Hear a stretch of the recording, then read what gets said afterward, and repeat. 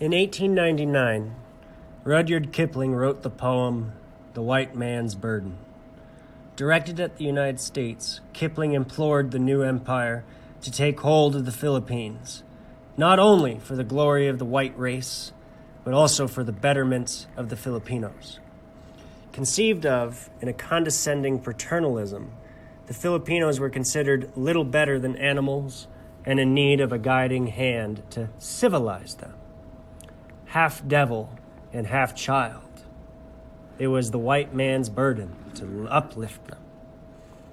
While the poem was written on the cusp of the 20th century, it retroactively gave voice to the imperial impetus of the 19th, a justification for empire built upon othering through scientific racism, as well as a paternal mission to civilize the lesser races.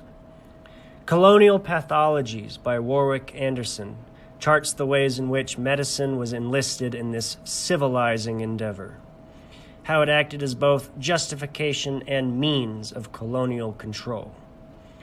Tropical medicine in the Philippines was inextricably linked with imperial ambition, racial othering, and paternal control. Anderson seems to indicate two stages to tropical medicine in the Philippines. At first, tropical medicine was largely focused on preserving the lives and fighting capabilities of American soldiers. There was a heavy emphasis upon sanitary discipline and cleanliness. This was particularly important when one considers that most American casualties on the islands were due to disease rather than combat. Only gradually, as the archipelago came under military governance, did the tropical medicine apply to the native population at large with the same martial rigor.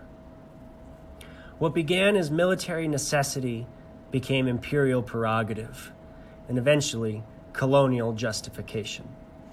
Sanitizing the natives and bringing them modern medicine became part of the rationale for American occupation, what some termed progressive occupation. Americans sought to, quote, retrain Filipinos in the discipline of hygiene, unquote. A key aspect of this being the imposition of American cultural norms. As one observer noted, quote, they will have to be first cured of their superstitions, unquote. In both stages of this tropical medicine, there is an emphasis upon discipline, norms of cleanliness, and both the means and justification for empire. Medicine became a tool of colonial ambition. Both stages of this tropical medicine contributed to racialization. When the campaign first began and germ theory was not as prevalent, there was a belief that certain races were naturally geographically limited. There was a persistent belief that, quote, residence in hot climates under circumstances of ordinary life has an adverse effect on the white race, unquote. As doctors learned that many of these tropical diseases were communicable rather than from the environment, there was a further racialization. A belief propagated that some peoples are dirtier than others. These new developments seem to, quote, confirm that the white races striving to conquer savages need not fear foreign climates. The unsanitary ways of local inhabitants were far more menacing, unquote. In either case, we see the development of a racial sense. This, of course, begs the question. If exposure was such a concern, why did the Americans not wall themselves off from the natives and let the diseases ravage the Filipinos? Such an approach would have been fundamentally inimical to the colonial project on several levels. Firstly, it would have resulted in Americans having limited control of the archipelago, essentially only controlling the cities and towns. This would have led to an empire in name only, and would have resembled the Spanish colonial structure, wherein only 10% of the natives knew the empire's language. Secondly, such a policy would have yielded all initiative to rebel forces seeking independence. While the Americans had superior weaponry, their movement would have been restricted, allowing rebels to maneuver around them, and possibly finding an opportunity to push the invaders out.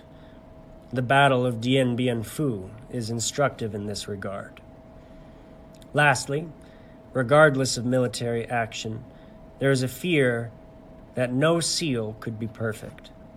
Allowing disease to propagate outside the perimeter would invariably lead to a breach, and thus destruction.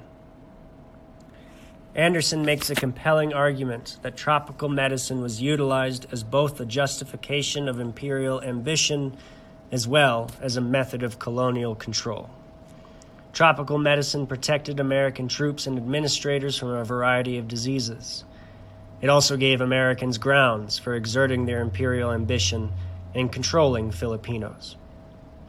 Ultimately, Anderson makes a compelling case for the ways in which medicine were utilized as an instrument of colonialism.